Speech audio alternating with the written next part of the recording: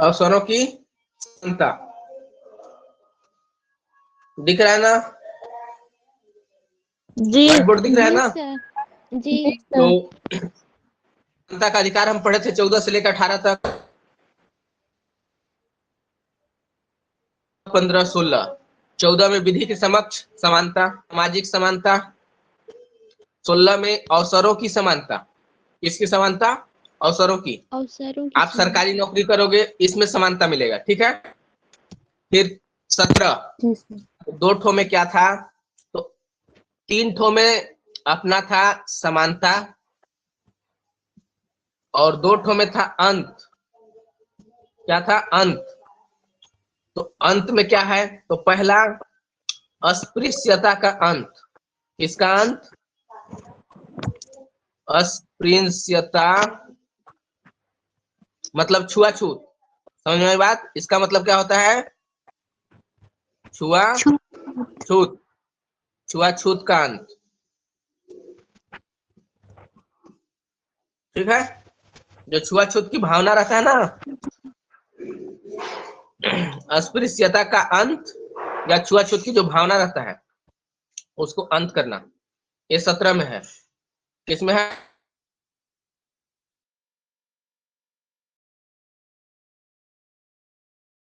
रखना लोग को नेता का ये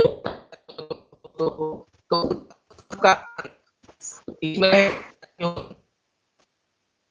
सर आवाज नहीं आ रहा है क्लियर सर। उपाधियों का अंत अभी आया? बताइए ना।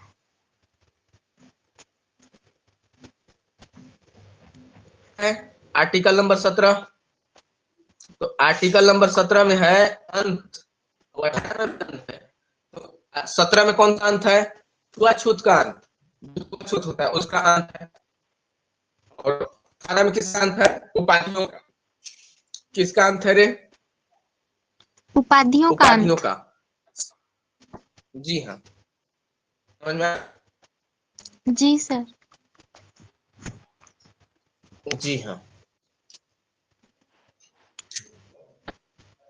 ठीक है। इसके बाद आगे देखते हैं।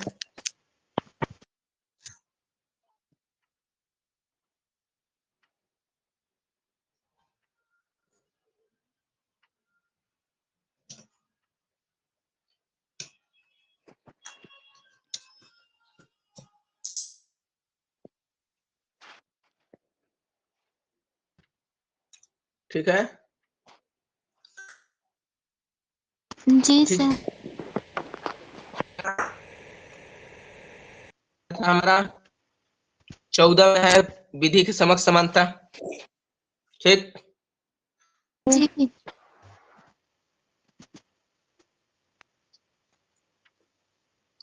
तो देखो 14 हो गया, 14, ठीक है। विधि का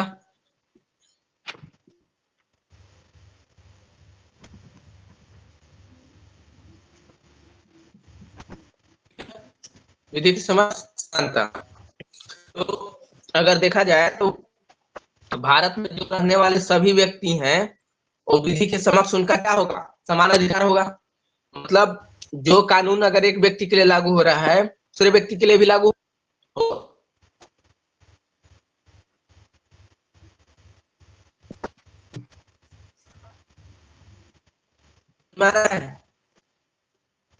सर सुनाइए। तो विधि के समक्ष समानता की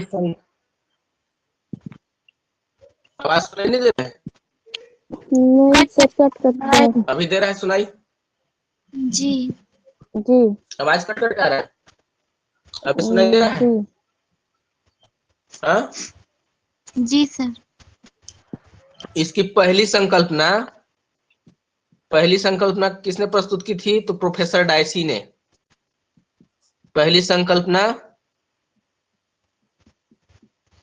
संकल्पना किसने की थी प्रस्तुत? तो प्रोफेसर ए वी डायसी।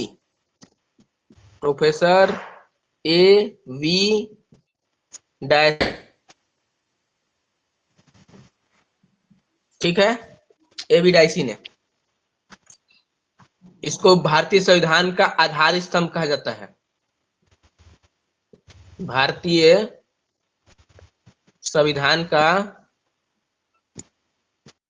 क्या कहा जाता है? आधार स्तंभ, आधार स्तंभ। ठीक है, समझ में आ रही बात? Yes sir. जी समझ में आ रहा है ना? जी सर। ये जो विधि की समक्ष समानता है, इसको ब्रिटेन से लिया गया है। किससे? ब्रिटेन से।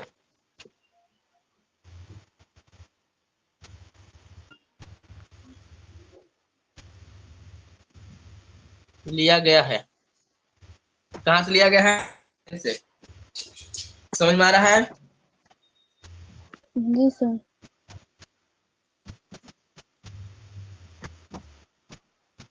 अगर देखा जाए तो विधि के समक्ष सब क्या होंगे? समान होंगे। अगर एक व्यक्ति के लिए जो कानून लागू हो रहा है, अगर वैसा अपराध दूसरा व्यक्ति भी करता है तो उसके लिए दूसरा कानून नहीं होगा, वही कानून लागू होगा जो पहले व्यक्ति के लिए लागू हुआ था। समझ में आ रहा है? जी समझ में आ रही बात ना? जी सर। मतलब तो अगर देखा जाए तो जैसा भारत के व्यक्ति के लिए होगा, भारत के व्यक्ति के लिए, ठीक है, जैसा भारत के व्यक्ति के लिए होगा वैसे ही विदेशी व्यक्ति के लिए भी होगा। अगर विदेशी व्यक्ति अगर भारत में गलती करता है, उसको भी वही कानून के तहत सजा मिलेगा जिस कानून के तहत भारतीयों को सजा मिलता है। तो भारत के व्यक्ति तथा विदेशी व्यक्ति के, है ना, विदेशी पर्सन के लिए भी क्या होगा? ये समान होगा। ठीक है, समान होगा। समझ में आ रही बात? जी यस सर। तो देखो, ये जो विधि के समक्ष समानता है ना, जी सर। तो इनको जो है इतना लिख लिए। इसमें देखो, जी सर। देखोगे तो अपवाद के रूप में होता है। एक होता है क्या? फौजदारी कानून होता है, फौजदारी कानून, ठीक है। और दूसरा होता है दीवानी कानून।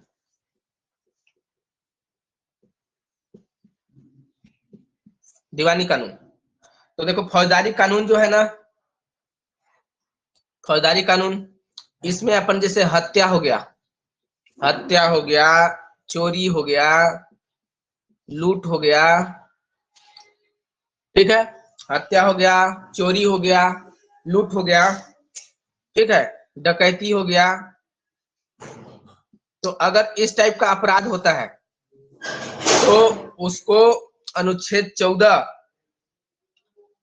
का पालन करके उसको क्या करते हैं? हम दंड देते हैं। अनुच्छेद 14 का पालन में दंड देते हैं, जैसे संविधान ने बताया है। ठीक है, ठीक, इसके हिसाब से दंड मिलता है।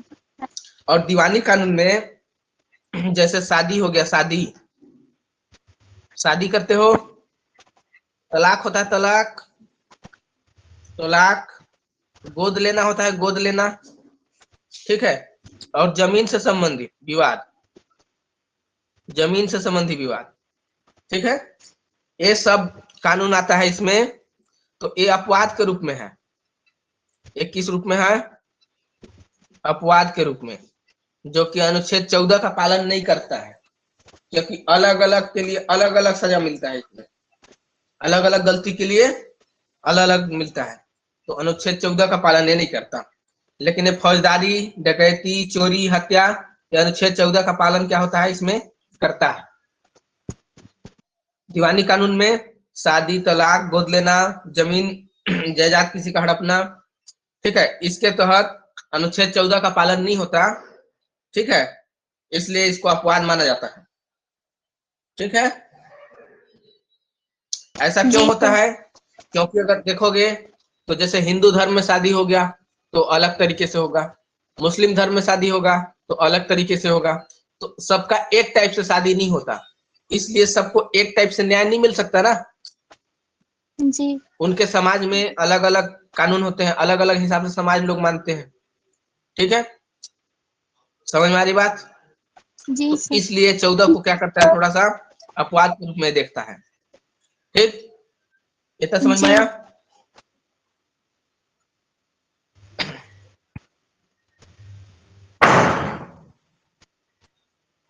अगर देखोगे तो दीवानी मामलों में आर्टिकल नंबर 44 जो है उसमें एक जैसा कानून होता है, लेकिन फिर भी अनुच्छेद 14 जो है दीवानी मामलों के लिए एक जैसा कानून नहीं कर पाता, इसलिए अपवाद के रूप में कहलाता है दीवानी मामलों में। ठीक है, अनुच्छेद 14 का पालन में। सर इसमें ठीक जो है, अनुच्छेद 14 का पालन दीवानी कानून भी करेगा? नहीं दीवानी में नहीं होगा, दीवानी में इसलिए नहीं होगा, मतलब इसीलिए तो बोल रहा हूँ दीवानी के लिए अपवाद है वो। दीवानी के अपवाद लिए अपवाद मतलब इसलिए कहने है का मतलब क्योंकि मेरा है, जैसे कि अपवाद हम कह रहे हैं ना सर, उसको कहने का मतलब मेरा है कि जैसे अपवाद उसको कह रहे हैं लागू भला ही करता है, लेकिन दीवानी अनुच्छेद 14 लागू नहीं कर पाता है दीवानी कानून। हाँ लागू नहीं कर पाता है, क्योंकि ना जी हो गया। लागू भाई सबके लिए कानून एक जैसा होना चाहिए। तो मान लो जैसा मुस्लिम जी धर्म में होता है वैसा हिंदू धर्म में होना चाहिए, वैसे ईसाई धर्म में होना जी चाहिए। लेकिन वो शादी लोग को अलग अलग ढंग से अपना अपना करते हैं, आप उसको एक टाइप से जी जी शादी सबका नहीं करवा सकते, ऐसा हो जाता है ना। जी तो क्योंकि जी संविधान बनाया गया है जनता के अनुपालन के लिए, और जनता ही उसका जी अनुपालन जब अगर एक ढंग से नहीं कर पाएगी या फिर सरकार उसको नहीं जी करा पाएगी तो उसका अपवाद होगा ना। जी तो बनाने वालों ने ऐसा बनाया। तो दीवानी मामलों को देखा जाता जी है शादी, तलाक, गोद लेना, जमीन जायदाद हड़पना, इन सब के तहत देखा जाता है ना। जी तो इसलिए अपवाद है। अब आर्टिकल नंबर डालो, जी क्योंकि ना अगर देखोगे तो सिखों का आनंद विवाह अधिनियम अनुच्छेद संशोधन आता है 1912 के तहत होता है। मुस्लिम का जी संविधान संशोधन का उसका जो आता है 1937 के तहत होता है। और अपना हिंदू जी विवाद अधिनियम आया था 1955 में। तो इस तरह से जो शादी विवाह के लिए जो आया था अधिनियम, उसमें अधिनियम जो एक्ट बनते हैं ना, संविधान क्या करती जी है, जी संविधान देखो ऐसा बता के मतलब उसमें बताया गया है कि ऐसा करना पड़ेगा, लेकिन अगर उसको एकदम पालन करवाना है तो उसके लिए कानून बनाना होता है। ठीक है, तो जी कानून अलग होती है। ठीक जी है, अब इसके बाद लिखिए अनुच्छेद नंबर क्या था, 15। अनुच्छेद नंबर 15। ठीक है, तो अनुच्छेद 15, अनुच्छेद को आर्टिकल कहते हैं ना, अनुच्छेद 15। तो मैं क्या बोला था इसमें, पहला तो विधि के समक्ष, दूसरा समाज के समक्ष समानता, तो सामाजिक समानता, सामाजिक समानता यही था ना, सामाजिक समानता का अधिकार। तो इसमें देखो अगर देखा जाए तो 15(1), 15(2), 15(3), 15(4), 15(5) इतने आर्टिकल होते हैं। कितने होते हैं इसके आर्टिकल, इसको ऐसे ही पूछता है। 15(1), 15(1) हो गया, ठीक है। 15(2) हो गया, ठीक है। 15(2), ठीक है। 15(3), ठीक है। और 15(4), मैं इसको इस लाइन में लिखूं, इस लाइन से ऐसे लिखता हूं। 15(4) हो गया, ठीक है। और 15(5) हो गया। समझ में आ रही बात? इतने प्रकार से पूछता है इसमें। तो 15(1) क्या कहता है, ये बोलता है किसी भी भारतीय नागरिक को, किसी भी भारतीय, जो भारतीय नागरिक होगा, लिखते जाना। एक अक्ट बताऊं क्या इसमें, देखो किसी भी भारतीय नागरिक को, नागरिक को अगर देखा जाए तो पहला धर्म, धर्म, धर्म हो गया, जाति हो गया, ठीक है। थोड़ा बड़ा ही लिखता हूँ यार, फिर 15(2) को अच्छे से मिटा के बताऊंगा, ठीक है। किसी भी भारतीय नागरिक ठीक है। नागरिक जी को सर। धर्म, ठीक है, जाति, ठीक है, मूल वंश, मूल वंश मतलब जो उसका पहले का पूर्वज होगा, ठीक है, ठीक है, लिंग स्त्री पुरुष, ठीक है, लिंग, ठीक है, जन्म स्थान के आधार पर, जन्म के आधार पर कोई भेदभाव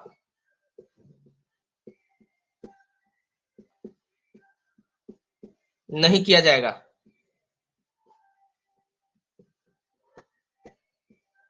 मतलब तुम किसी को नहीं कह सकते कि ये जाति का है तो वो ये जाति का है, मतलब उस टाइप से उसको बोल के आप समाज में उसका हनन नहीं कर सकते।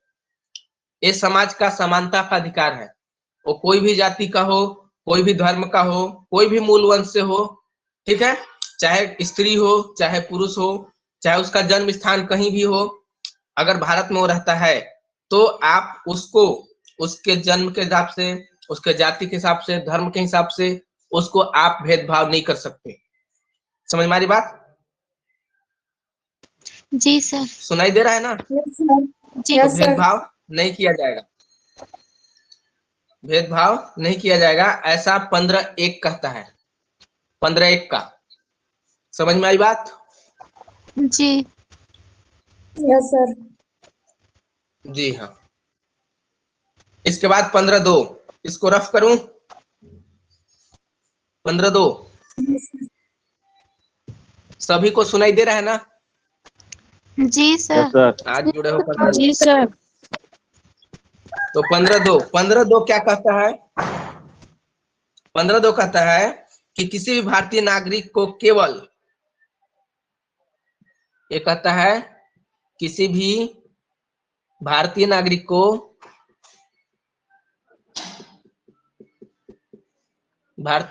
को केवल, केवल शब्द इसमें जुड़ा है, केवल धर्म जाति, धर्म जाति, है ना, मूल वंश, केवल शब्द को ध्यान रखना, इसमें केवल शब्द जो है, केवल है ना, मूल वंश, लिंग, ठीक है, एवं जन्म स्थान, लिंग, जन्म स्थान, जन्म स्थान, लाइट गोल हो गया रे, जन्म स्थान लाइट गोल हो गया भाई, दिखाई दे रहा है ना? अभी दिखाई देगा क्योंकि जी सर। मेरा मेरा पावर बैंक से चल रहा है, लाइट की व्यवस्था है इसलिए। तो का ठीक है, जन्म स्थान क्या हुआ? के आधार पर, जन्म स्थान के आधार पर सार्वजनिक स्थानों में, समझ में आ रहा है? इसमें सार्वजनिक स्थानों में, सार्वजनिक स्थलों में या स्थानों में, ठीक है, सार्वजनिक स्थलों में प्रवेश से वर्जित नहीं किया जाएगा। यहां से क्वेश्चन पूछता है, प्रवेश से वर्जित नहीं किया जाएगा। समझ में आया बात?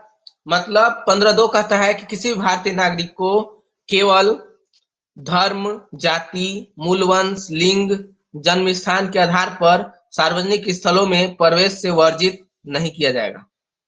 समझ में आ रहा है? तो सार्वजनिक स्थल पर आप प्रवेश करने से नहीं रोक सकते, ऐसा कहा जाता है। केवल किसके आधार पर? धर्म, जाति, मूल वंश, लिंग, जन्म स्थान के आधार पर। ठीक है, तो इसमें जी। कितने चीज की बात हो? धर्म की, जाति की, मूल वंश, लिंग, जन्म स्थान हो गया।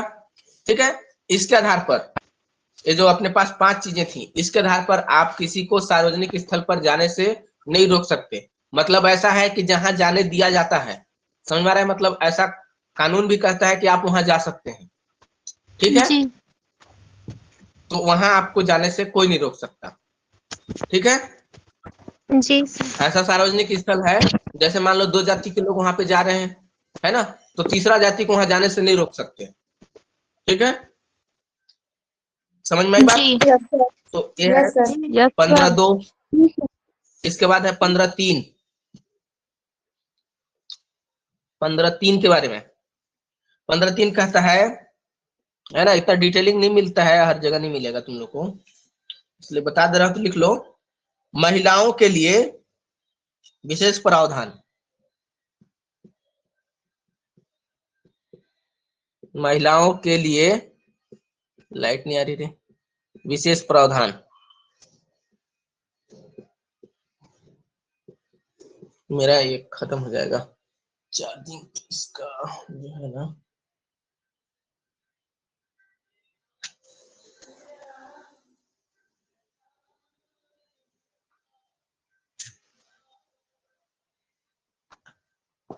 सब पागल बंदे हैं, पागल हो रहे हैं। राहुल समझ में आ रहा है? मैं 1 से लेकर 14 तक पढ़ा दिया था ना उधर, 13 तक, इसलिए 14 से स्टार्ट जी किया सर। मैं।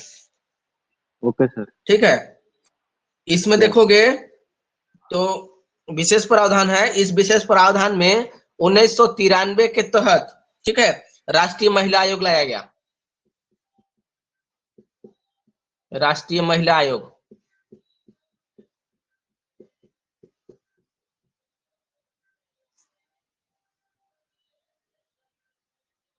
कितना टाइम हो रहा है अभी? 8:47 हो रहा है ना, 9 बजे के बाद फिर बंद हो जाएगा। ठीक है, तो अगर देखोगे तो जैसे देखा जाए तो महिला लोग के लिए विशेष प्रावधान है। 19 नवंबर 2013 को अगर देखोगे तो भारतीय महिला बैंक में भारतीय महिला बैंक का जो है कि इंडिया में 27वां राष्ट्रीयकरण बैंक आया था, जिसके तहत जैसे 1 अप्रैल 2017 में भी, तो इन सब को हटा करके एक साथ शामिल कर दिया गया है। और जैसे शिक्षा में जो है ना, ऐसा कहा गया है कि जैसे महिलाओं को विशेष प्रावधान, जैसे कहीं भी महिलाओं को विशेष प्रावधान मिलता है ना, तो महिला इतना से आगे, या फिर यहाँ पे महिला की प्राथमिकता मिलेगी, तो इस टाइप का जो विशेष प्रावधान का जो इसमें हमारा संविधान में लागू करता है, वो 15(3) के तहत लागू करता है। ठीक है, समझ में आ रही बात? Yes sir. जी हाँ। इसके बाद आगे चलते हैं फटाफट। 15(4). 15(4) 15(4) कहता है, तो 15(4) क्या कहता है, तो आपको जो मिलता है ना, जो एसटी हैं, एससी हैं, ओबीसी हैं, इनको प्रवेश शुल्क में छूट मिलता है। छूट मिलता है कि नहीं मिलता है? मिलता है। एसटी मिलता एससी है सर। मिलता है ना, तो प्रवेश शुल्क जी। में कुछ कम मिलता है। जैसे कोई भी आप फॉर्म भरते हो, है ना, कोई भी फॉर्म भरते हो, ठीक है, तो उसमें अगर आप एसटी एससी ओबीसी के अंतर्गत आते हो, तो आपको छूट मिलता है, कुछ मिलता है कि आप इतना नहीं इतना देके जाओगे, प्रवेश करोगे। तो जी सर। वही है, प्रवेश में जो कम थोड़ा छूट मिलता है जनरल के लिए। जैसे इंजीनियरिंग कॉलेज में जाओगे तो ओबीसी लोग के लिए थोड़ा कम लगता है, जनरल के लिए पूरा पैसा लगता है, तो वही है। तो ये जो छूट मिलता है ना, ये 15(4) के तहत मिलता है। ठीक है, और 15(5) 15(5) 15(5) क्या कहता है, तो ये कहता है कि एसटी एससी ओबीसी, है ना, सीटों का आरक्षण। ओबीसी के लिए किसका आरक्षण? सीटों का आरक्षण। सीटों का आरक्षण मिलता है नौकरी में भी, कि इतना सीट आरक्षित किया जाता है, इतना सीट इसके लिए होगा। इस टाइप का आरक्षण मिलता है कि नहीं मिलता है? मिलता है। तो सीटों का आरक्षण जो है इसी के तहत मिलता है आप लोग को। ठीक है, अभी अगर देखोगे फिलहाल तो 103वां संविधान संशोधन करके, है ना, जनरल वाले बहुत ज्यादा मांग कर रहे थे, तो 103वां संविधान संशोधन 2019 संविधान संशोधन करके ईएसडब्ल्यू मतलब ईएसडब्ल्यू का एक आया था ना, डीएसडब्ल्यू जो जनरल लोगों के लिए था, इसमें जनरल लोगों के लिए भी 10% का क्या मिल गया, आरक्षण, आरक्षण मिला। तो आरक्षण कर दिया गया ना। इसके लिए तो कोई प्रमाण पत्र बनवाना पड़ता है ना सर? हाँ बनाना पड़ता है, तो बनवाओगे तब तो मिलेगा। नहीं बना सर, कोशिश किया था। किए थे, उसके लिए ढंग से भी कोशिश बोलते, नहीं किए होगे, उसके इसलिए लिए भी बोलते उसमें भी नहीं सर, उसे तहसीलदार क्या बोले, सर। आवाज कंटिन्यू क्लियर नहीं आ रखिए, रहा फिर है तेरा। बताऊंगा बाद में। कंटिन्यू रखिए, ट्रैक्टर उत्तर जा रहा है ना, कंटिन्यू रखिए। जी ठीक है। इसके बाद इसमें नोट कर लो, 15(1) जो है केवल भारतीयों को प्राप्त है। जो 15(1) जो था ना, ये 15(1) केवल भारतीयों को प्राप्त है, विदेशी को नहीं, केवल भारतीयों को। 15(1) जो था केवल भारतीयों को प्राप्त है, ठीक है, विदेशी को नहीं। इसके बाद अनुच्छेद नंबर 16 लिख ली इतना। अब डालिए अनुच्छेद नंबर 16। समझ में तो आ रहा है ना,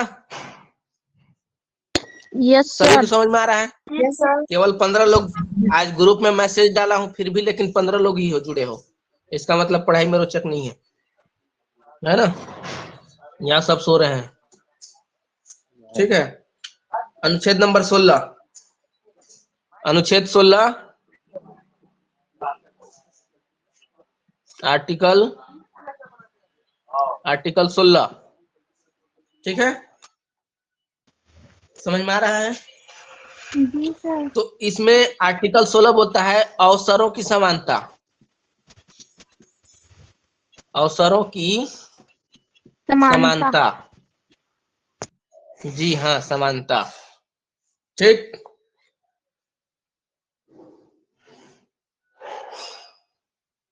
तो अगर देखा जाए तो अवसर क्या होगा, तो देखो किसी भी, इसमें लिख लो, किसी भी भारतीय नागरिक को,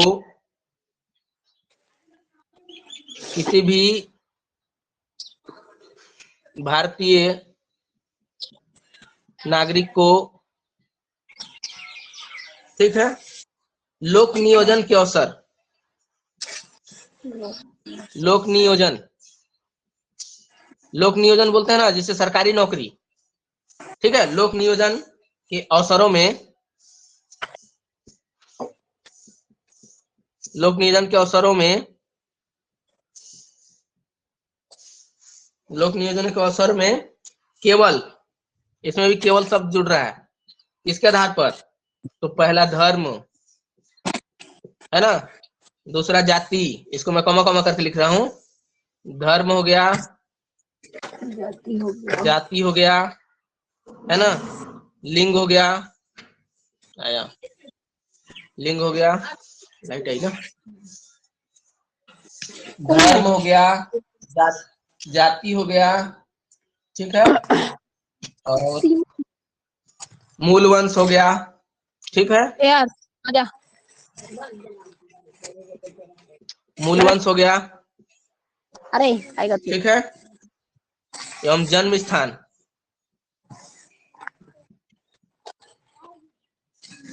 एक्स्ट्रा लोग माइक चालू करके नहीं रखेंगे, माइक को बंद रखेंगे। कौन कौन चालू करके रखे हो, अनु, ठीक है, जी हाँ,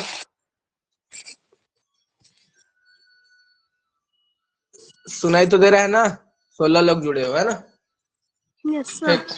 तो अवसरों की समानता में धर्म, जाति, लिंग, मूलवंश, जन्म स्थान के एवं निवास स्थान के आधार पर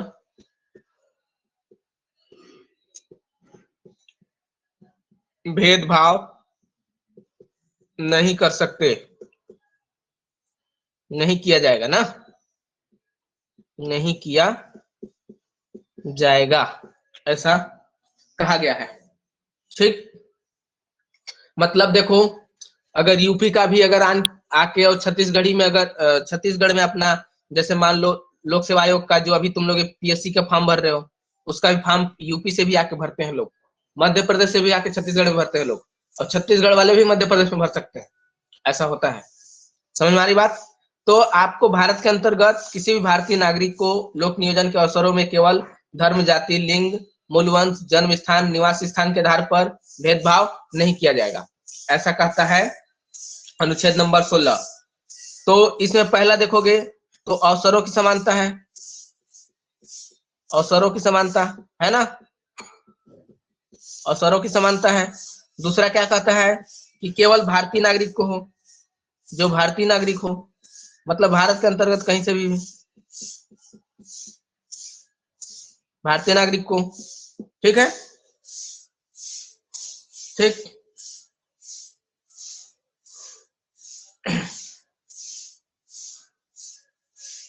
यही है, इसको इतना लिख लिए। Yes sir. 16(3), ये 16(1) था, ये 16(2) था, है ना, केवल भारतीय नागरिक को प्राप्त है। पहला एक कहता है अवसरों की समानता है, 16(2) कहता है भारतीय नागरिक को केवल प्राप्त है, ठीक है। 16(3) कहता है, इतना लिख लिए।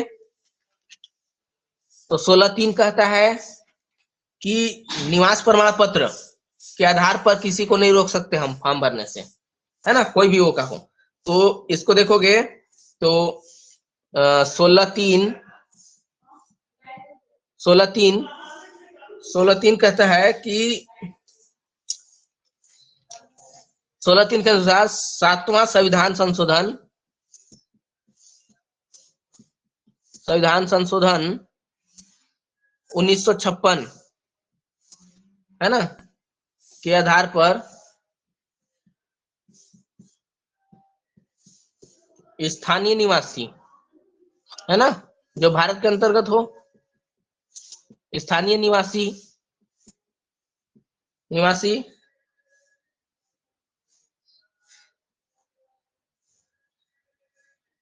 ठीक है, निवासी को पीएससी, यूपीएससी, है ना, में निवास प्रमाण पत्र के आधार पर नहीं रोका जाएगा। निवास प्रमाण पत्र के आधार पर नहीं रोका जाएगा, घूमने फिरने वाले कैसे आ गए क्या? नहीं खुला था। रोका जाएगा। समझ में आई बात? तो पढ़ो ना। ठीक, इतनी समझ में आई बात? जी सर। Yes sir. जी। और जो आप 16(3) था, 16(4) कहता है जो एसटी वर्ग के हों, एससी वर्ग के हों, ओबीसी वर्ग के हों, है ना, इनको विशेष प्रावधान, है ना,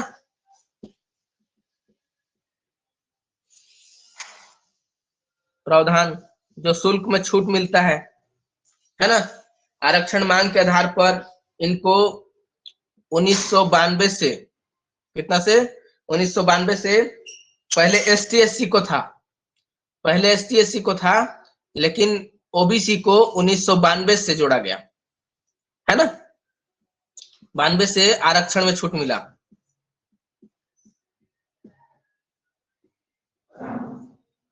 समझ में आ रहा है? मतलब पहले एसटी एससी का केवल था, ओबीसी का नहीं था, तो ओबीसी को 1992 से, ठीक है, आरक्षण में छूट मिलना शुरू हुआ, ठीक।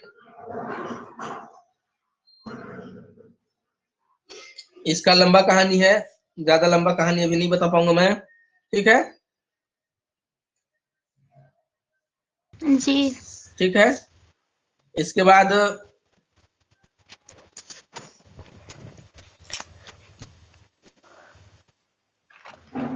इतना हो गया। इसके बाद 16(5) है। अगर संविधान 16(5) देखोगे, 16(5), 16(4) हो गया ना, ये 16(5) कहता है, 16 संविधान 5 में बताया गया है, 16(5) में संविधान में ऐसा बताया गया है कि धर्म के आधार पर आरक्षण का प्रावधान है। 16(5) कहता है कि धर्म के आधार पर आरक्षण है ना का प्रावधान है। मतलब इसी के तहत ईडब्ल्यूएस जो अभी जनरल लोग को प्रावधान मिला है ना, इसी के तहत मिला है वो, देखा जाए तो। क्योंकि संविधान में ऐसा लिखा गया है कि जिसका धर्म का लोग ज्यादा हो जाएंगे तो उसके आधार पर उसको भी हम क्या कर सकते हैं, आरक्षण दे सकते हैं। तो ये 16(5) के तहत कहा गया है।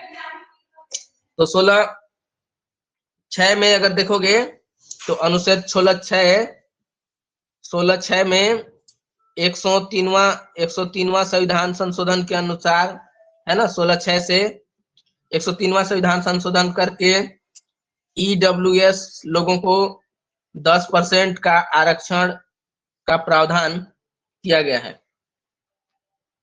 लेकिन इसका भी कुछ कंडीशन है, किसको मिलेगा। तो ईडब्ल्यूएस में अगर देखोगे तो पहला तो इधर पिछड़ा वर्ग के लिए मिल गया था, अनुच्छेद 15 दे देता है, 16 भी दे देता है पिछड़ा वर्ग के लिए, पिछड़ा वर्ग के लिए मिला ना। लेकिन जो आर्थिक गरीब है, जो गरीब वर्ग है, गरीब वर्ग आर्थिक रूप से पिछड़े हुए हैं, आर्थिक पिछड़ापन, ठीक है, आर्थिक पिछड़ापन इसमें लिखा नहीं पा रहा है, आर्थिक पिछड़ा, ठीक है, पिछड़े वर्ग मतलब जो पैसा रुपया से और पूरा गरीब वर्ग में है लेकिन जनरल है, ठीक है। तो इसके तहत अपना छत्तीसगढ़ और ये जो राज्य है इसमें ईडब्ल्यूएस के तहत 10% का आरक्षण। तो इसको कंडीशन के हिसाब से देखेगा अपने हिसाब से कि कौन गरीब है कौन नहीं है, उसके हिसाब से उसका आय को देख करके उसके हिसाब से निर्धारित करते हैं, तब जाके ईडब्ल्यूएस का उसको क्या मिलता है, आरक्षण मिलता है। समझ में आई बात? चले आगे जी। एनीबॉडी, कोई प्रॉब्लम किसी को? No sir. जल्दी से जी। तो चलिए अगला अनुच्छेद 17, इसमें है ना जी, 8 बजे करेक्ट जुड़ते ना तो 1 घंटा में बहुत कुछ होता, लेकिन 10-15 जाता है इसलिए नहीं होता। और फिर हमारे 9 बजे के बाद अगला क्लास हमारा रहता है, 9 बजे से लगभग 2 बजे तक हमारी क्लास चलती है, अपनी क्लास, तो मैं नहीं पढ़ा पाता हूँ इसीलिए। आर्टिकल नंबर 17, जी हाँ, ये जो ईडब्ल्यूएस प्रमाण पत्र बनेगा, जी हाँ, अब जैसे कि मैं अब एक तरीके से देखा जाए तो ओबीसी में आता हूँ, लेकिन अगर मेरे पास जाति प्रमाण पत्र नहीं है इस कारण मैं जनरल कैटेगरी में आ गया, तो ईडब्ल्यूएस प्रमाण पत्र बनने में क्या ये सवालिया निशान खड़ा करेगा? मतलब क्या बोले, एक बार फिर से बोलो। जैसे कि एक तरीके से देखा जाए तो ओबीसी में आता हूँ मैं, हाँ, लेकिन मेरे पास जाति प्रमाण पत्र नहीं होने के कारण मैं किसी भी वैकेंसी में फॉर्म भरता हूँ तो मेरे को जनरल कैटेगरी से डालना पड़ता है। हाँ, तो ईडब्ल्यूएस प्रमाण पत्र बनवाने में क्या ये मतलब सवालिया निशान खड़ा करेगा कि आप ओबीसी में हो के भी ईडब्ल्यूएस प्रमाण पत्र बनवा रहे हैं? नहीं तो हमारे देखो, आप अगर एसटी में हो, ओबीसी में हो, आप जाति नहीं बनवाए हो तो आप जनरल से ही भरोगे फॉर्म, ये सिंपल सी बात है जी। तो मतलब उसमें आपको सवाल खड़ा नहीं करेगा वो, है ना। खड़ा कर दिया अगर गया आपका नहीं बन पाया है किसी वजह से आप उसको बनाया तो वो जनरल बेस ही है, ईडब्ल्यूएस है ना, वो जनरल बेस ही है। जो जनरल बेस में जो लड़ेंगे ना व्यक्ति, उसमें आपको 10% की प्राथमिकता दी जाएगी। एसटी एससी ओबीसी का सीट को आप नहीं ले सकते, आप जनरल में से ही 10% के भागीदार होंगे, ठीक है। जी। जनरल का जितना भी सीट मिलेगा उसमें से 10% का आरक्षण के हिसाब से आपको भागीदारी मिलेगा। समझ में आ रही बात? जी। मतलब वो जनरल में ही गिना जाता है, लेकिन जनरल की कैटेगरी से ही 10% आरक्षण जनरल में दिया गया है। अगर सभी कारक को जोड़ोगे तो 100% हो ही जाता है ना। ठीक, तो ठीक है, फिर चले आगे। चलिए, आर्टिकल नंबर 17 अस्पृश्यता का अंत है। अस्पृश्यता का अंत। कल से आप लोग 8 बजे कंटिन्यू जो जुड़ेंगे, नहीं तो मैं 8 बजे से कल क्लास 9 बजे तक कंटिन्यू करके खत्म कर दूंगा, क्योंकि फास्ट लेके चलना चाहता हूं।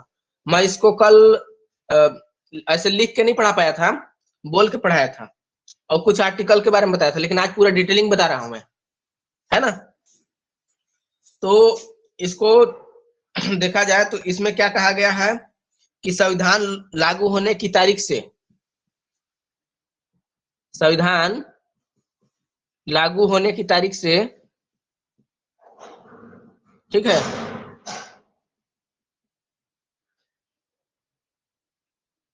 तारीख से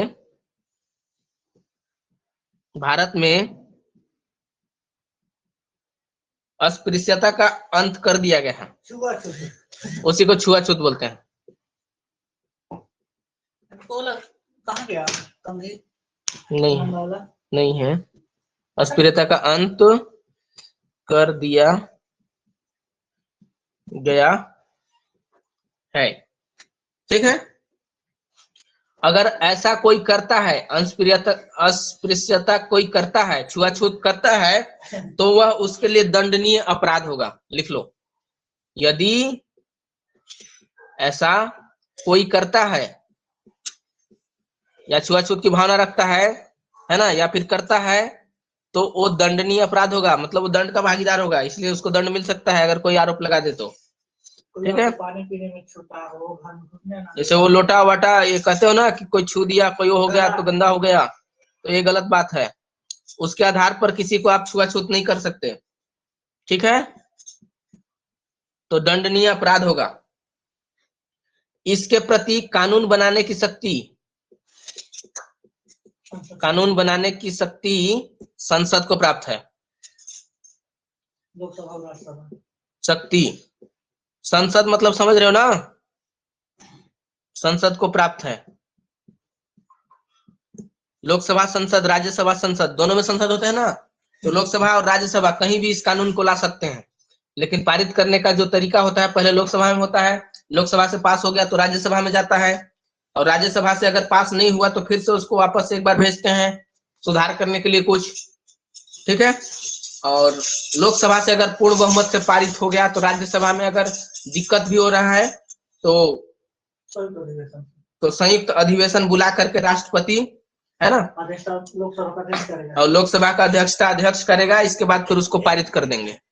समझ में आई बात? तो कोई मायने नहीं रखता कि राज्यसभा से एक बार, हाँ राज्यसभा चाहे तो उसको 14 दिन के लिए रोक सकती है, और अगर 14 दिन के बाद अगर वो जवाब नहीं देती है तो स्वतः पारित हो जाता है, तो कानून बन जाता है, अगर राष्ट्रपति उसमें हस्ताक्षर कर दे तो। धन विधेयक के मामले में 14 दिन है, 6 महीने तक, इसमें 6 महीने चलता है। चलो ना आगे बताओ। हाँ वही है लगभग, कहीं तो काम आएगा ना, सुने रहेंगे तो। ठीक है, सब डिटेलिंग कराने में बहुत टाइम लगेगा, डिटेलिंग के लिए बहुत कम से कम 1 महीना से ज्यादा लगता है जी, संविधान को ऊपर जाने में बहुत टाइम लगता है पूरा। एक में देख रहे हो कितना आर्टिकल है। ठीक है, अगर देखा जाए तो अस्पृश्यता का कानून का 1955 में लाया गया है अधिनियम, कब लाया गया? अस्पृश्यता, है ना, उन्मूलन अधिनियम, समाप्त करना, छुआछूत को प्राप्त करने के लिए कानून लाया गया, कानून। ठीक है, 1955 में अस्पृश्यता उन्मूलन अधिनियम। क्या हुआ? समाप्त करने के लिए, प्राप्त करने के लिए आपने क्या? कहाँ प्राप्त करने के लिए? बोल रहे थे प्राप्त करने के लिए। आप बोल रहे थे सर प्राप्त करने के लिए। अच्छा मैं बोल दिया था। ठीक है, समाप्त करने के लिए, ठीक है, उन्मूलन अधिनियम लाया गया। ठीक, अरे मेरे भावनाओं को समझो यार, है ना, बोलने में कुछ भी हो जाता है कभी कभी। ठीक है, तो 1955 में अधिनियम लाया गया कि आप अस्पृश्यता अगर करोगे तो आपको इस अधिनियम के तहत क्या दिया जाएगा, दंड दिया जाएगा। फिर इसके बाद 1976 में सिविल अधिकार संरक्षण अधिनियम आया, ठीक है। 87 में वही तो पढ़ेंगे, मेंस में पढ़ेंगे। सिविल संरक्षण, इसको मेंस में पढ़ोगे। संरक्षण अधिनियम लाया गया, इसको पढ़ोगे डिटेल में बाद में, अभी शॉर्टकट केवल जान लो कि 1976 में आया था, ठीक है। इसके बाद 1989 लिख लो दो लोग। 1989 में आया था अपना ST/SC अत्याचार निवारण अधिनियम। एबीसी में आता है, वो भी मेंस में है। ST/SC अत्याचार निवारण अधिनियम 1989 में आता है, ठीक है। इसको भी मेंस में पढ़ोगे, ठीक। अगर देखा जाए तो इसका संबंध अनुच्छेद 15(2) से होता है, ठीक है। इसका कोई अपवाद नहीं है। अगर आप छुआछूत करते हो तो आपको दंड एकदम भागीदार के तौर पर दिया जाएगा, ठीक है। बात सुनना, अगर किसी व्यक्ति को जबरदस्ती खिलाते हो, थूक कराते हो, चाहे जबरदस्ती कोई खाने वाला चीज मैला ढुलाते हो, तब उसमें आएंगे, 87 वाला में आएंगे, आदिवासी अत्याचार में। समझ में आई बात, ठीक। आगे चले। अनुच्छेद 17 खत्म होता है, 18 में उपाधि अब अनुच्छेद 18 है उपाधियों का अंत, ठीक है। उपाधियों का अंत है दो लोग, समझ में तो आ रहा है ना। लिखो अनुच्छेद आर्टिकल 18 कितना हो गया यार, 9-12 हो गया ना। अब छोड़ूंगा मैं। 10 में चालू किया, 10 में तब भी। अरे नहीं तो बात है ना, मेरा क्लास चालू हो जाता है, नहीं तो दिक्कत है। अभी इम्पोर्टेंट सेक्शन चल रहा है, छोड़ नहीं सकते। इसमें लिखो उपाधियों का अंत, आर्टिकल नंबर 18, फटाफट लिखो उपाधियों का अंत। उपाधियों का अंत, ठीक है। उपाधियों का अंत,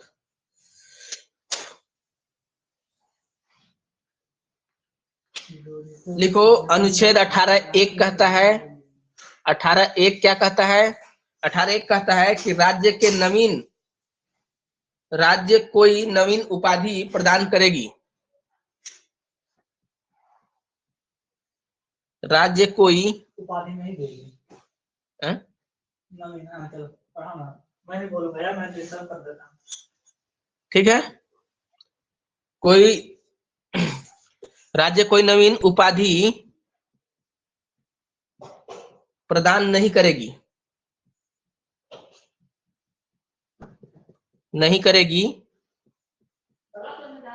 केवल किसको छोड़ करके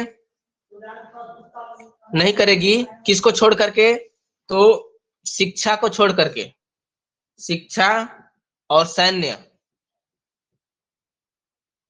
ठीक है। क्योंकि शिक्षा और सैन्य में उपाधि मिलता है। शिक्षा में देखो डॉक्टर का, ठीक है, प्रोफेसर का, ठीक है। शिक्षा में समझ रहे हो ना, जैसे आप प्रोफेसर का डिग्री कर लिए तो प्रोफेसर बोलते हैं आपको, डॉक्टर का कर लिए तो डॉक्टर, तो ये सब उपाधि मिलता है शिक्षा के तहत। और पुलिस में देख रेख के तहत फिर जैसे मेजर का हो गया, है ना, मेजर बोलते हैं, या फिर सैन्य में उसको कुछ और को कुछ देते हैं ना उपाधि जो, तो वो उपाधि मिलेगा उसको, ठीक है, इसको छोड़कर, ठीक। क्योंकि देखो अभी कूट का क्वेश्चन आ रहा है, कूट में सब काम आएगा बाबू लोग, इसलिए लिखवा दे रहा हूं, ठीक है। फिर अनुच्छेद नंबर 18(2) कहता है, 18(2) क्या करता है लिखो 18(2) में भारतीय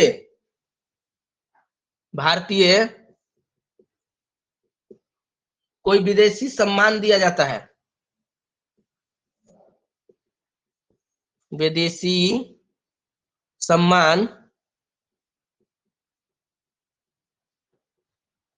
है ना। भारतीय को मतलब भारतीय को समझ लो, अगर कोई भारतीय आदमी है उसको यदि विदेशी सम्मान दिया जा रहा है, विदेश के लोग उसको सम्मान दे रहे हैं, मतलब उसको कोई उपाधि दे रहे हैं, तो राष्ट्रपति का पूर्व अनुमति लेना जरूरी होता है।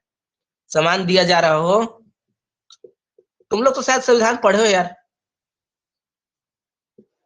जा रहा हो तो मैं केवल बाहर से रिपीट करवा रहा था। पढ़े हो यार, बहुत लोग पढ़े हो, सुनने में तो आया। सर भारतीय को यदि विदेशी सम्मान दिया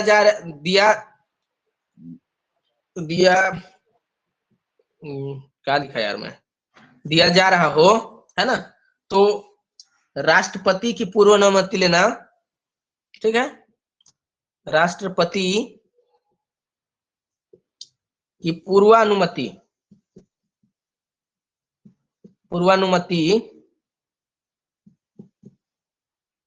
लेना जरूरी होता है। मतलब कोई भी, मान लो भारतीय व्यक्ति है, विदेश में जाके काम किया, लेकिन वो भारतीय का मूल नागरिक है, समझ में आ रही बात, भारत की नागरिकता उसकी समाप्त नहीं हुई है, और विदेश में जाके काम किया, और उसको विदेश खुश हो गया उसके काम से, अब उसको बोलते हैं भाई तुमको हम ये उपाधि देना चाहते हैं, तो वो उपाधि बिना यहाँ के राष्ट्रपति से अनुमति लिए उस उपाधि को नहीं ले सकता। यदि राष्ट्रपति कहता है कि हाँ तुमको दे रहा है तो देना चाहिए, तो यदि वो कहता है कि ले लो, तब आप क्या करोगे, वहां से उपाधि को लोगे। अगर राष्ट्रपति खारिज कर दे, उपाधि नहीं देने को कह रहा है, तो आप उपाधि नहीं ले सकते, विदेशी उपाधि। समझ में आई बात? ठीक है, समझ में आ रहा है? यस सर, यस जी सर। हाँ। इसके बाद लिखिए 18(3), फटाक से 18 को खत्म करते हैं। 18 में 18(1), 18(2), 18(3) इस टाइप से है ना।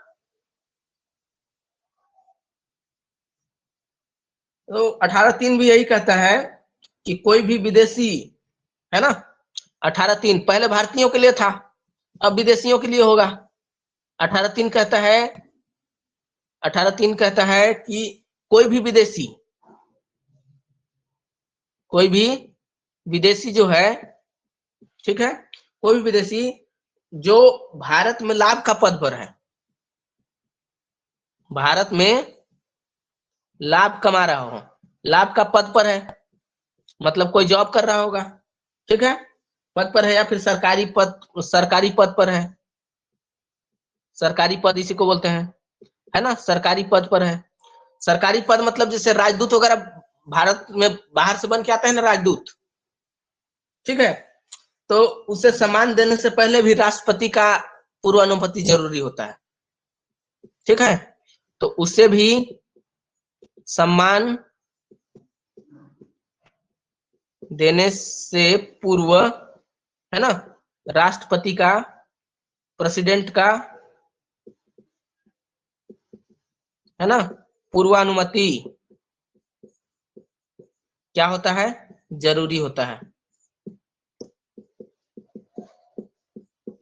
ठीक है, समझ में आई बात? लिख लिए? जी हाँ। इसके बाद 18(9), हाँ कौन क्या बोल रहा था, बोलिए सर। 16 लोग जुड़े हो, आज जुड़े हो। रोज मेरे हिसाब से मैं रोज पढ़ाता हूँ, ऐसे रोज पढ़ा रहा था, लेकिन व्हाइट बोर्ड नहीं था क्योंकि सर कैमरा स्टैंड लेके चले गए थे, मेरे पास कैमरा स्टैंड ना होने की वजह से आप सभी को थोड़ा कष्ट हुआ, इसके लिए मैं क्षमा प्रार्थी हूँ, और कोशिश करता हूँ कि इसी तरह फास्ट 1 घंटे में 8 से 9 क्लास लिया करूंगा, है ना, और आप लोगों के हिसाब से ही मैं चलूंगा। फिलहाल मेरा कहना यह था, मैं 1 से लेकर 22 तक पूरा भाग के बारे में पढ़ा दिया था। कल मैं अनुच्छेद 39 तक लेके चला गया था, 36 तक लेके चला गया था, लेकिन आज उसको डिटेलिंग करा दे रहा हूँ। कल मैं याद करवाया था केवल, है ना, तो 18 तक तो पहुंच गए, कल 19 से पढ़ेंगे। 18 का एक अभी लास्ट बचा है, उसको भी लिख लो। 18 का लास्ट बचा है 18(4), उसको लिखो, ठीक है? Yes sir. है ना, इतना डिटेल हर जगह नहीं मिल पाएगा तुम लोग को, ये सब ढूंढना पड़ता है, ये सब बड़े मोटे मोटे बुक में है। अगर विशेष महाज्ञाता अगर पढ़ना चाहता हो तो उसके लिए बुक बता सकता हूँ, लेकिन अभी बताऊंगा तो कोई काम का नहीं होगा, अभी परीक्षा के हिसाब से चलना है, इसलिए फास्ट तैयारी करना। इसके लिए बहुत मोटी मोटी पुस्तकें आती हैं, है ना, और स्पेशल बुक में पढ़ोगे तब जाके, और उसमें भी हाई लैंग्वेज में रहता है, हाई लैंग्वेज में रहेगा, उसको तोड़ के नहीं कर पाओगे छोटा। तो 18(4) में लिखो विदेशी प्लस भारतीय, है ना, विदेशी मतलब विदेशी और भारतीय समझ लेना, विदेशी प्लस भारतीय का मतलब, ठीक है, विदेशी और भारतीय। अगर कोई भारतीय या विदेशी कोई देश से अगर उपहार देता है, समझ में आया? कोई देश से यदि उपहार, ठीक है, देता है तो भी, है ना, देता है ना, तो भी क्या होगा, राष्ट्रपति की अनुमति, पूर्वानुमति जरूरी होगी। राष्ट्रपति की पूर्वानुमति आवश्यक होती है, ठीक है।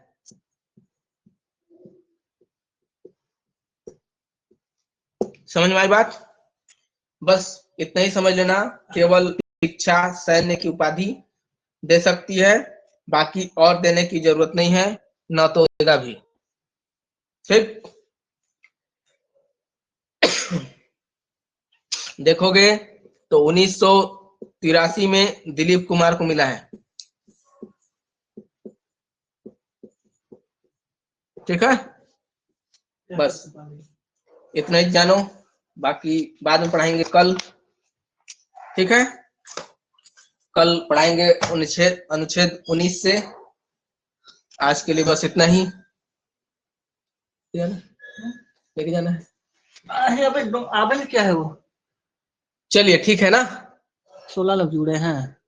अभी 16 लोग हैं, आज ग्रुप में शेयर किया था ना आज, इसलिए थोड़ा एक्स्ट्रा लोग हैं, क्योंकि ब्लैक बोर्ड का सुविधा नहीं था, इसलिए व्हाइट बोर्ड ना होने के कारण। तेरे प्यार में चलिए, द इंड क्लास ठीक है, thank you the sir. End.